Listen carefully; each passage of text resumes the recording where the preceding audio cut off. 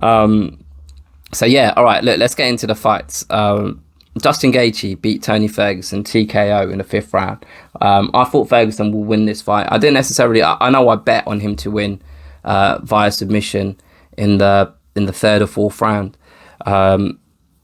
Deep down in my heart, I thought Ferguson would either get a late stoppage TKO via strikes, or it would be a points decision. One thing that I noticed with the way with Ferguson in this fight, and I don't know whether this is a product of Ferguson fighting below his level, or whether Gaethje negated Ferguson's movement, which meant that Ferguson looked like he wasn't fighting to the best of his ability, or looked like Ferguson wasn't fighting to the level we've previously seen him fight. And the thing that I noticed was I felt like that Ferguson's movement wasn't to the level that we've seen him fight to before. Like he almost has, he's got a weird kind of movement about him. It's almost like he's breakdancing, he's kind of bouncing, he's light on his feet, he's quick, he's fast, and he throws strikes from awkward angles. And I didn't see a lot of that in this fight against Gaethje. Now, I don't know whether this is a product of Gaethje's own footwork and his own movement and his own power. Basically, when Ferguson threw a strike, Gaethje responded with a strike, and Gaethje's accurate. He's accurate as fuck. And Gaethje was able to hit and hurt Ferguson throughout the fight. And I don't know whether that made Ferguson apprehensive. And I don't know whether that made Ferguson not be as experimental as we've seen him before. So I'm not good enough or technically minded enough to tell you guys whether Gaethje was the one that made Ferguson fight differently, or whether Ferguson just fought differently. But whichever way you look at it, in 90% of the striking exchanges in this fight, Gaethje came out on top. And it was his accuracy and his power. There was one point, I think, in the second round where Ferguson threw that uppercut that rocked Gaethje, but it was at the end of the round, so he wasn't able to capitalize on it. But apart from that, I can't remember a time where Ferguson had a sustained period of success within the fight. You know, I can't remember a 2 or 3 minute period within a round. Like, I haven't got what the judges were scoring in the fight, but unless, you know, you might argue that you might want to give Ferguson that second round because you could see he visibly rocked Gaethje. But watching that fight, I can't make an argument for giving Ferguson any of those rounds. Do you know what I mean? He was dominated by Gaethje. Gaethje dominated him, and I was surprised by the fact that it almost just turned into this kind of, I don't want to call it a slugfest, but it was like a boxing match with limited kicking. Like, there were kicks thrown. It was almost like a kickboxing match where both of the kickboxers prefer punching to kicking. Do you know what I mean?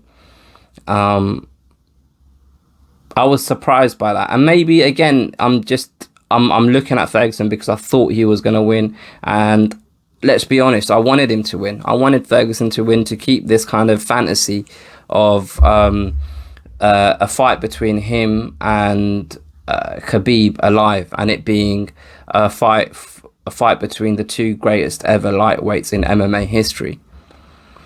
Maybe that's why I wanted Ferguson to win, because I don't particularly like Ferguson as a personality more than I like Gaethje, and I don't hate either of them. I'm just kind of they're two guys who I just really, really like in terms of their ability inside the octagon. But I suppose I wanted Ferguson to win, so I'm disappointed by the fact that he didn't win, but also by his performance. And like I said, I don't know whether his performance was down to him not fighting as good as he can, or whether Gaethje was able to make Ferguson look like he's not fighting as well as he can. Does that make sense? So, each round was basically the same. They're both there. They're kind of in the center of the cage. There's some movement. Ferguson throws a strike, misses or hits, but kind of on the end of his punch because Gaethje's already rolling, and then Gaethje responds with a strike, a leg kick or something, or a punch which looks like it hurts or rocks Ferguson. Rinse and repeat, basically. Ferguson, I remember he tried to go for the takedown on a couple of occasions off the top of my head, but they were just like not even close. Do you know what I mean? There weren't that he didn't set up a takedown. It was almost out of desperation that, okay, I'm losing these exchanges on the feet, so let me try and take him down. Now, it's easy to say this now that he's lost the fight, but one of the things that everybody knew about Tony Ferguson going into this fight is he's a very attacking fighter, and because he's so attacking, he sometimes doesn't pay a lot of attention to his defense, which means he's susceptible to being hit by his opponent. We saw it when he fought Donald Cerrone. We saw it when he fought Pettis. We've seen it throughout his career. I mean, I don't need to list out fights. Even Kevin Lee, like, do you know what I mean? Like, we've seen it throughout his career. But it's usually the sustained pressure he's able to bring to his opponent that wears him down, and he's eventually able to find a finish, be it by strikes or by submission. And he wasn't able to put that game plan into practice against Gaethje.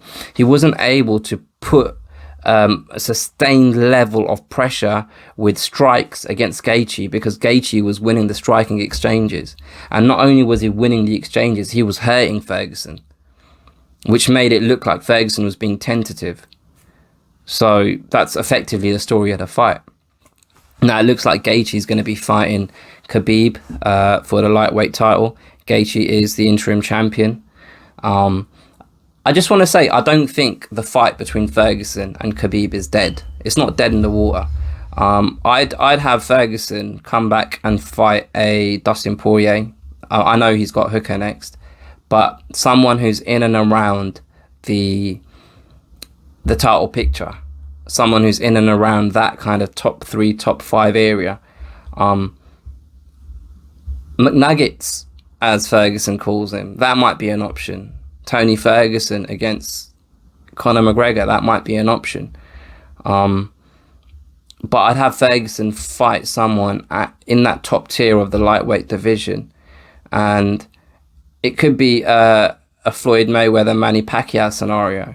So the hype between the Floyd Mayweather-Pacquiao fight, you know, back in the day was because Floyd was unbeaten, Pacquiao hadn't lost in God knows how long, and Pacquiao had been on this tier, kind of moving up the weight classes, and he'd just been beating the who's who in each of those weight divisions.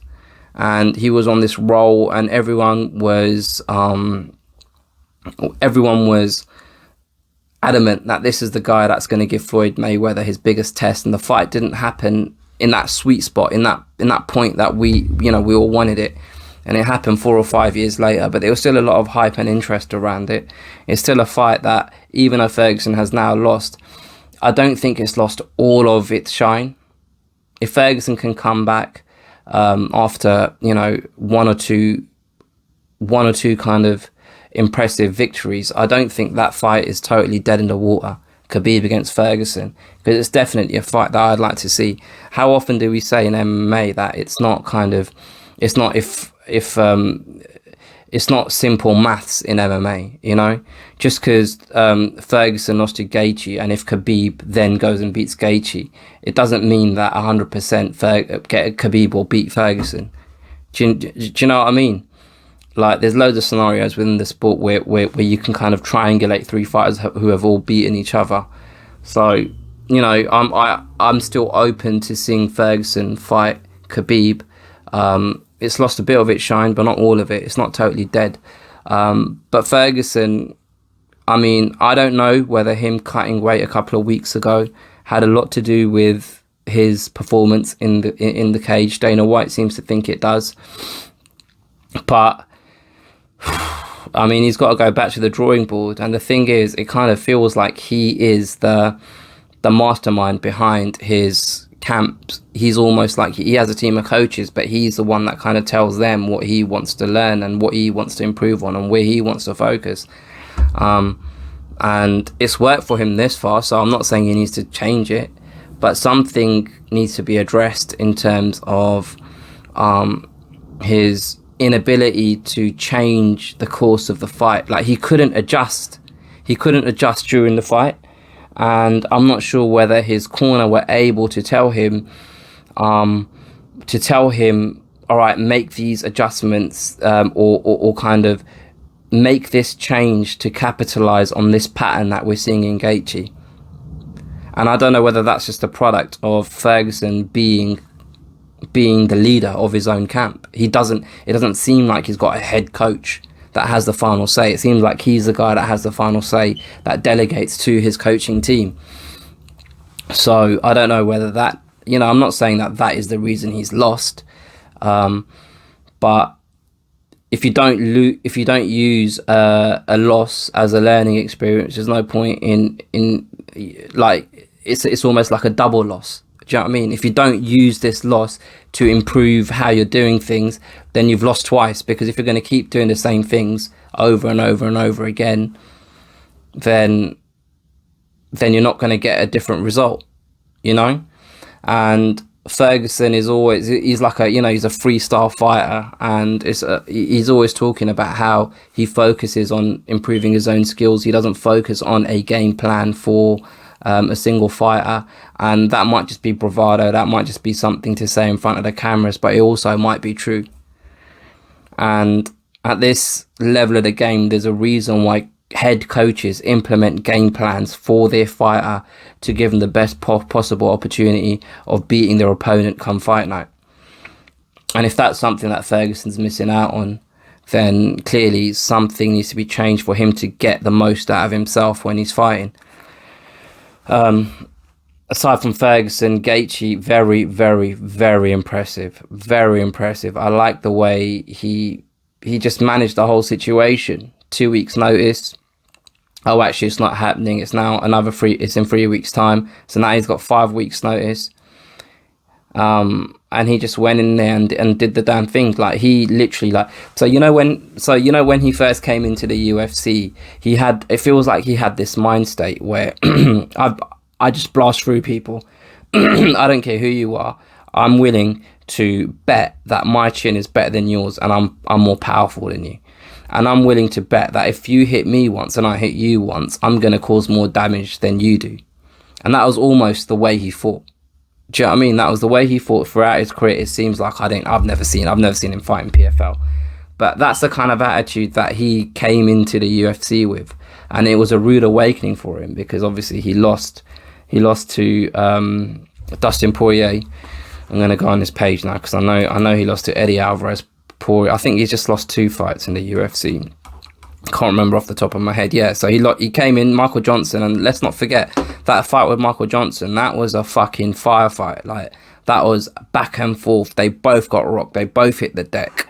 So that wasn't like a walk in the park for him. Do you know what I mean? That and like Michael Johnson, he's a talented man, but he's not in that area. He's not in the vicinity of the top 5, top 7, top 10 lightweights in the organization. And off the back of that, he lost to Dustin Poirier, he lost to Eddie Alvarez, and then he came back, and he was adamant he'd made adjustments. He spoke about it. He spoke about how he feels like he's made the necessary adjustments to make a run for the title. His coach, whose name escapes me right now, but I can see his face, because he's literally one coach that since I started watching MMA, he's just been there. He's been there or thereabouts. And I'm pissed off that I've forgotten his name now. But fuck it, you guys know who I'm on about. But his coach even said, and this might be bullshit, but he said Gaethje walked into the gym, and Gaethje said that I want to be world champion. Before that, his purpose was to be an entertaining fighter. And when he then decided to change his mindset to make a run for the world title, they made adjustments in his game. And I was skeptical. I'm not going to lie, I was skeptical. I felt like Eddie Bravo when people bring up flat earth. Like, do you understand what I'm trying to say? Like, I was like, what adjustments? I can't see adjustments. But then again, who the fuck am I? Who the fuck is that guy? Do you know what I mean? But he beat James Vick. I expected him to. He beat Edson Barboza. That was the first round, kind of. He caught him with a heavy punch and he beat him. And look, I suppose the points I'm trying to make is Gaethje was adamant that he's made adjustments, and there's method to his madness in his fighting style. And I wasn't sure about that. I didn't know whether he was talking facts or whether he was talking shit. Oh, I've got something in my eye. And I think it's fair to say this fight and his performance against Tony Ferguson kind of evidenced that, because he got hit once heavy. Why is there something in my eye? He got hit once quite heavy, which rocked him. But apart from that, he was able to avoid a lot of the strikes that Ferguson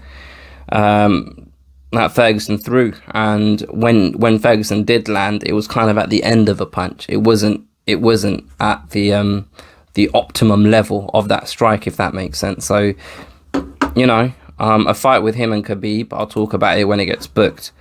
But it's definitely a fight that I'm interested in. And congratulations to Gaethje, man. He proved me wrong. He proved a lot of people wrong.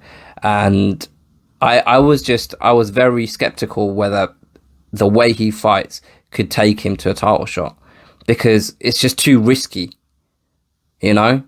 And this is a guy that's meant to be a decorated wrestler, and he just totally ignores that part of his arsenal, apart from when someone else is trying to take him down. But it works. It's been working for him, you know, so you can't knock it. So fair play to him, man. Fair play to him.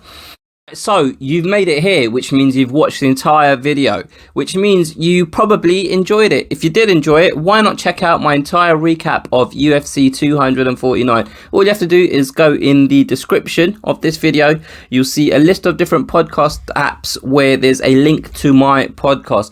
Click whichever link applies to the app that you listen to your podcast on, subscribe to my podcast, and you'll see an entire episode that is completely about UFC 249, recapping the entire event. If you haven't already, please subscribe to the channel, subscribe to the podcast, and I'll catch you guys next time.